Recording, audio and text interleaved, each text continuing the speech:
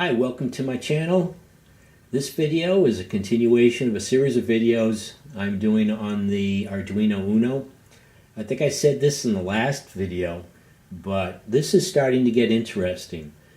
In the last video, we input digital signals and output digital signals by turning on some LEDs depending on whether a switch was open or closed.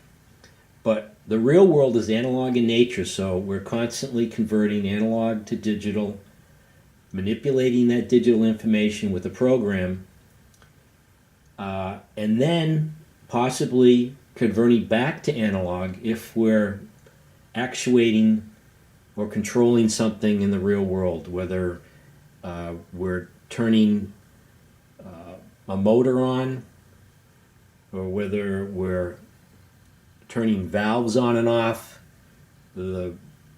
Anything mechanical, we're going to be converting eventually somewhere along the line back to the analog world. So I've already wired up the circuit. I have it all connected up on the breadboard, but let's go take a look at the schematic and start talking about what we're going to do and review the program associated with this experiment. So here's the schematic, and it looks simple enough, but wait until you see what we're going to do with this simple circuit and the analog measurement that we're going to be making. So here we have the Arduino Uno. We've got, like in the last video, we have 3 LEDs that are going to respond to the analog signal that we're going to input and manipulate with the program. What is that analog signal? We're going to take a temperature measurement. This is TMP36. It's a temperature sensor. It's a 3-leaded device. You can see it here on the board. Let's get a close-up of that. Looks like a transistor, and it uses interesting characteristics of semiconductor materials and how they vary with temperature. So we're using the principles of transistors in order to make a temperature measurement.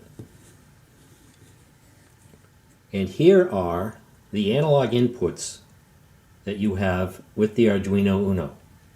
These are all analog inputs. So we're connecting up to A0.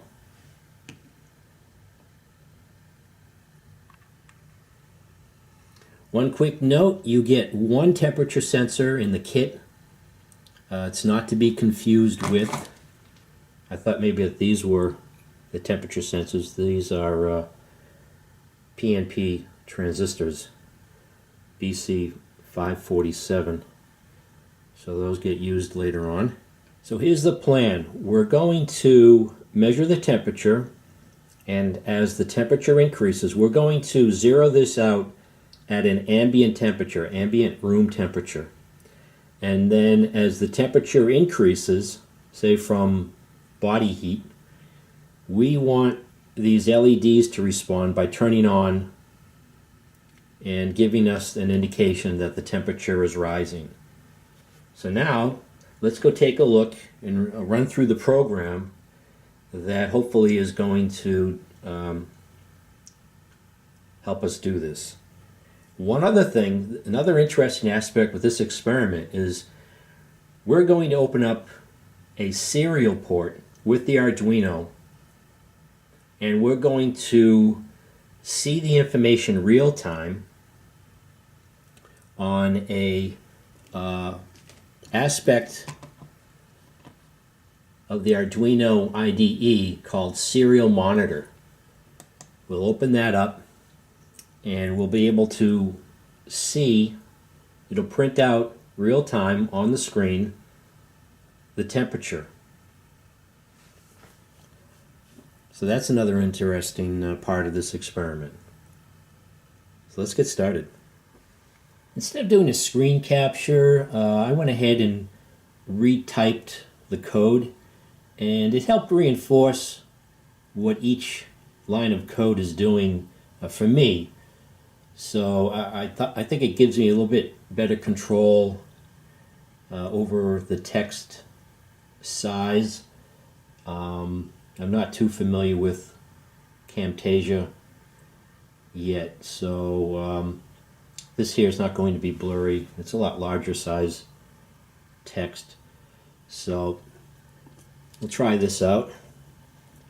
Okay, to begin with, we have, remember A0, that's an analog input. So we're declaring constant integer, and we're calling it sensor pin is equal to A0. So that is the pin that the temperature sensor will be varying. It will be reading the analog voltage from that temperature sensor at A0. Next, we have a floating variable. So this will actually have decimal place. And we're calling this one baseline temp. And this is, we're just throwing in right off top of our head 20 degrees Celsius for the ambient room temperature. And we might want to change that. Let's see, the ambient temperature in degrees Celsius right now is 19.8. So we'll see later on in the program where that comes into play, why that's important. Next, we're calling the setup function, void setup, and we have the appropriate brackets that we have to use. And we're using the command serial begin, which is setting up our serial communications with the COM port, and we're going to be communicating at 9600 baud. And here we have a comment, open a serial port. Now here's something interesting that gives us a little bit more flexibility on how to define output pins. If you recall in the last video, we had to define each pin separately. Here we're using a for loop, and we're using variables in place of a constant integer. You know, instead of defining each pin separately, we can use a variable, and that way we can step through a whole bunch of pins automatically and declare them instead of doing them individually. We still have an example of that in this program. Let's see here. Here we're using digital write. We're saying pin 2 low, pin 3 low, pin 4 low. And we have to, you know, use this command 3 times. Well, the other option is to use this for loop, which will go through and declare these pins with a variable. It'll step through, and once it's complete, it'll drop out of that loop. And here we go into another loop, and here this is going to display the information in the monitor software, the serial monitor part of the Arduino IDE. So here we have an integer sensor val. Here's another variable we're calling sensor val, and that will equal analog read sensor pin, which we declared up at the beginning here. Sensor pin is the analog voltage that will be coming in on A0.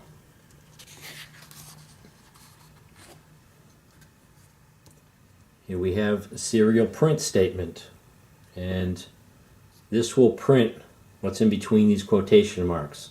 So this is text that will just be displayed. It'll say sensor value, and then another serial print statement. It'll print this variable. It'll print what's stored in this variable, sensor val. In this part of the program, here's where we'll be doing the analog to digital conversion. So built into the Atmega 328P is an analog to digital converter. So we're measuring a range of 0 to 5 volts, and what it does internally is it takes that 0 to 5 volt range and gives us a series of digital signals that span from 0 to 1023. So that's 1024 distinct steps. That's why we're going to take the sensor value and divide it by 1024 and then multiply it by 5. This will then give us a voltage. We're then converting to voltage so we can display voltage. So again, we're using the serial print to display text and then display what's in the variable voltage. Next, now we have to convert the information that's representing voltage. We have to convert that to temperature measurement. And initially I was confused here. So let's take a quick look at the formula for converting to Celsius and then why the formula is the way it is. So here we have another float type of variable, which will have a decimal place. We're calling it temperature. And temperature is going to equal voltage minus 0.5 times 100. And then again we'll use the serial print, but this is print ln. What this does is it'll create a new line.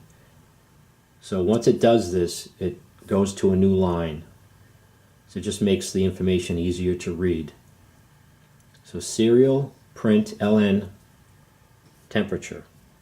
So now let's see if we can explain the formula for temperature. At the heart of this circuit is the low voltage temperature sensor itself.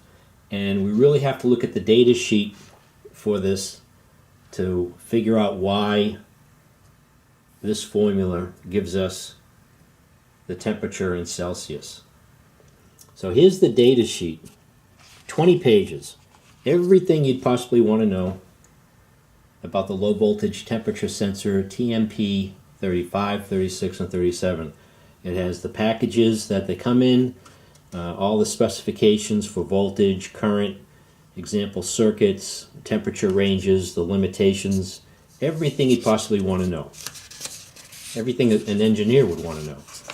So, plus it has some graphs of how this responds.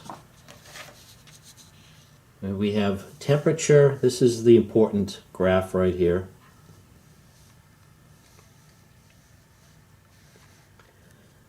And this is what I found a little difficult to understand at first because I was making it more complicated than it was.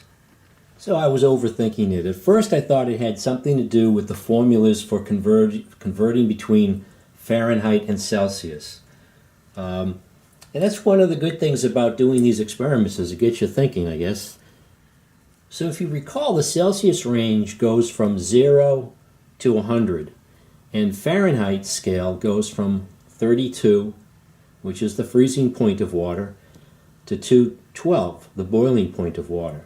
So what you have to do, if you convert to Fahrenheit, you have to add 32, and you have to multiply the Celsius degrees by 9/5 to get the equivalent Fahrenheit. And with the Celsius conversion, you start off with your Fahrenheit measurement, your minus 32, and then you multiply, because they're smaller, 5/9 to get your Celsius measurement. And I thought that had something to do with that 0.5, because 5, and they said, oh, they rounded off or something, because 5 divided by 9 is 0.555. That's not even close to what that's all about. So let's say, where is it? Okay. So let's get back to this graph here. And let's think about what we're doing. So we have this temperature sensor, and we're measuring from ambient temperature to whatever temperature, body temperature, whatever we're measuring. We're not getting into negative numbers. We're not getting to freezing. So this here is how, this is a graph of temperature versus voltage output for the TMP36, is this one right here. So we don't care about what's below 0 Celsius here. And at that point, we're at 0.5. So we want to zero out our measurement.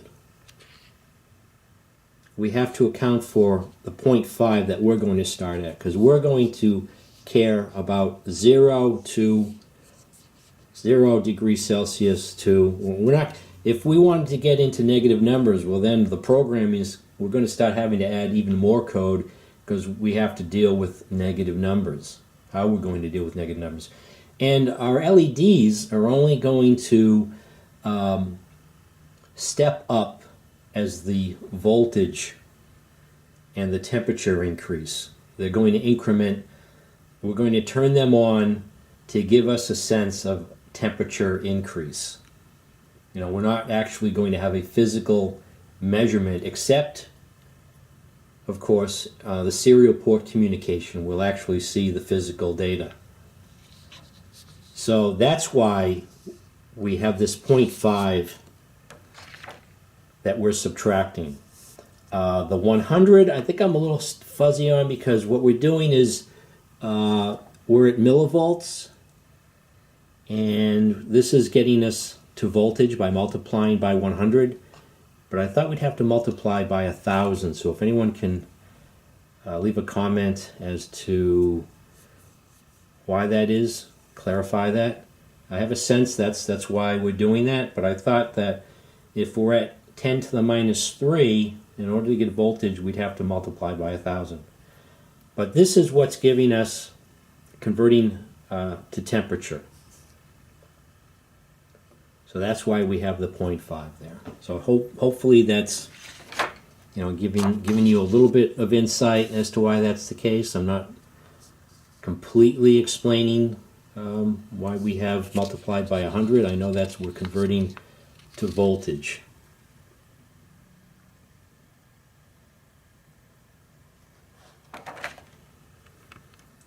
So now visually with the LEDs, how do we want to convey this temperature information that we're getting from the temperature sensor? That's what the next line of codes are going to do for us. So here we have an if statement. If temperature is less than the baseline temperature, which right in the beginning we just pulled out of our hat here, we're calling it 20, which is pretty close. You know, we're at like 19.8. We want the LED on pin 2 to be off, the LED on pin 3 to be off, and the LED on pin 4 to be off, or low. Else, if temperature is greater than or equal to the baseline temperature plus 2, this here is a logical AND, meaning if this occurs, if this is true, And this next statement is true. Temperature less than baseline temperature plus 4. We want you to do this here, and that is write pin 2 high. So now LED 2 will be high, LED number 3 on pin 3 will be low, and 4 will be low. Else if temperature greater than or equal to baseline temperature plus 4 and temperature less than baseline temperature plus 6. You can see we're creating ranges now that will cause the LEDs to change. They have to be the temperature needs to be within a certain range to cause the LEDs to light differently. So if this and this occur, we now want high, high, low, and then we have another range of value for the temperature, which will then cause all the LEDs to be high. So as the temperature increases, more and more of the LEDs will turn on high. Now lastly, we have this delay command. I guess this is to help prevent some uncertainty in the measurement. We need a little bit of delay, or we start to get some LEDs turning on and off and not reacting consistently. So that's a quick rundown through the program. It's a lot there. And it's a pretty simple circuit, but the code is going to give us a lot of information.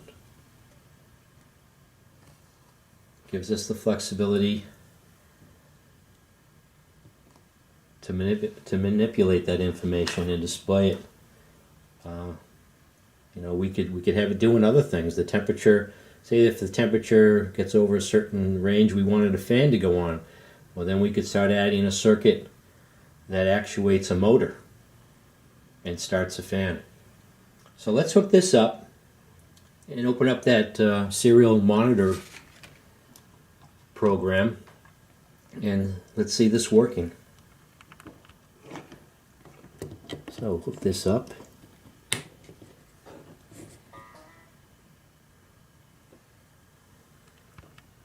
So again, these examples, the example code is already in here with the Arduino IDE, so you don't have to retype it.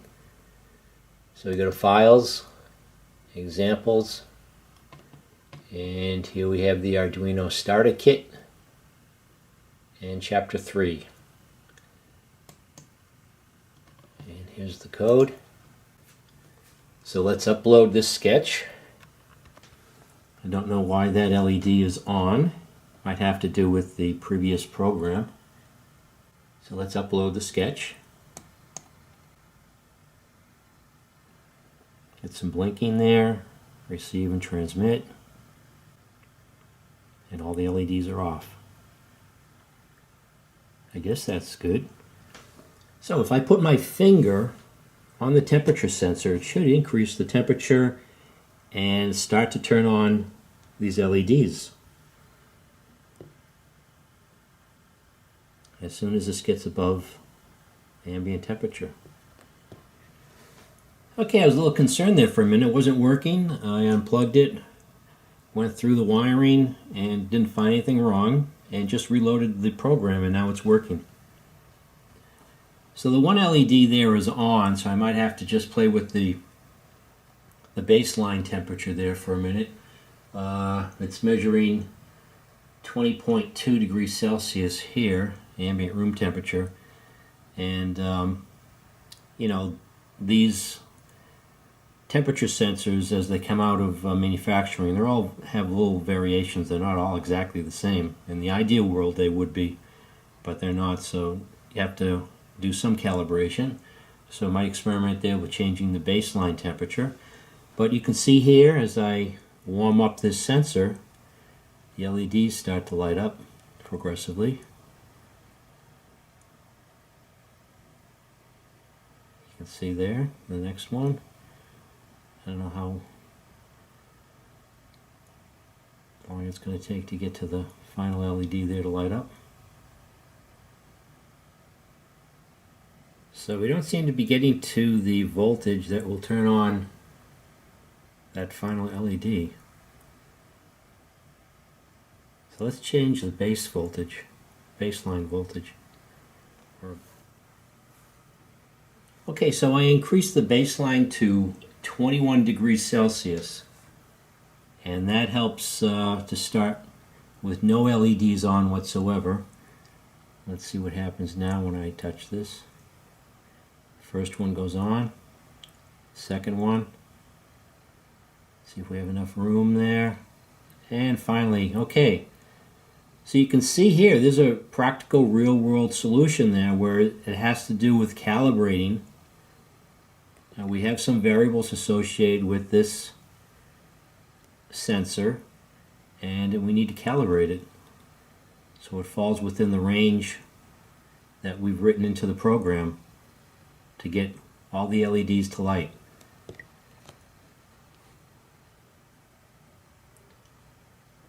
Now they start to go off as the temperature sensor cools down.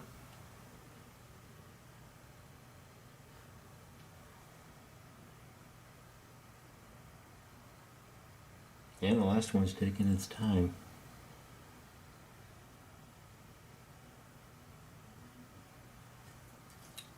What we can do is use some dust off to cool that down a little bit.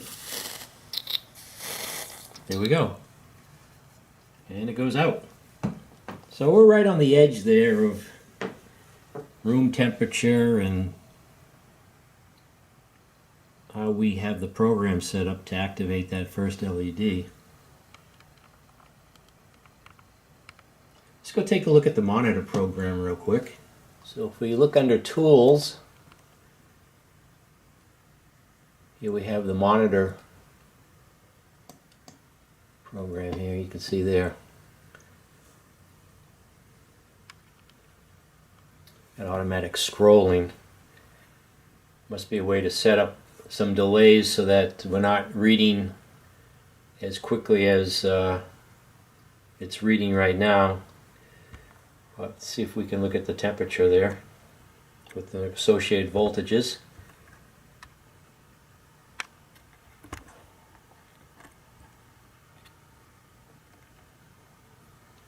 So we should see the voltage increase and the associated Celsius temperature increase as I put my fingers on this sensor here. There we go, it's up to 20 and you can see the voltage increasing ever so slightly.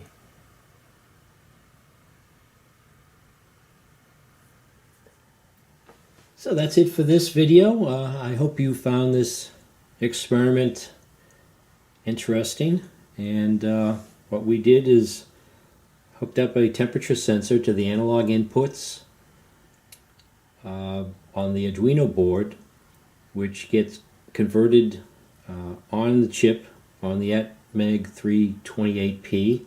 There's a built-in analog to digital converter, and then we utilize that information to print it out, connected to a serial port, and we use the monitor program on the Auduino IDE where we're monitoring the voltage and the temperature real time, and we also have these LEDs that light up indicating an increase in temperature. So feel free to subscribe and or comment. Thanks for watching, and see you next video.